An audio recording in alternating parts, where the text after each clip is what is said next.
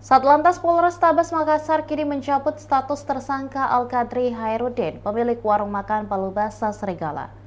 Owner Palu Basa Serigala sebelumnya ditetapkan sebagai tersangka kasus kecelakaan yang merenggut nyawa istri dan anaknya. Namun 3 hari selang penetapan, status tersebut dicabut Polrestabes Makassar.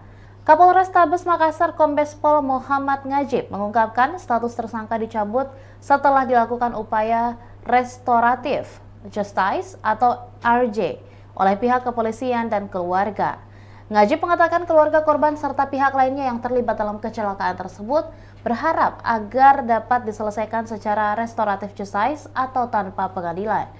Pihak keluarga meyakini kejadian tersebut merupakan musibah yang tidak disengaja dan berharap tidak ada pihak yang harus dijerat secara hukum dalam peristiwa tersebut. Ngajib menambahkan proses RJ dilakukan setelah persyaratan umum dipenuhi oleh tersangka disaksikan oleh pemerintah setempat. Salah satu persyaratan yang dipenuhi adalah pihak tersangka dan keluarga korban sepakat untuk berdamai.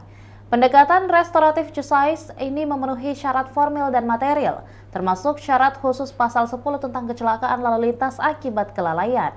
Diinformasikan sebelumnya, pemilik Palu Basa Serigala Al-Qadri Hairudin berusia 36 tahun ditetapkan sebagai tersangka kasus kecelakaan yang menewaskan istri dan putranya di Tol Layang Petarani Makassar pada hari Rabu 25 September lalu.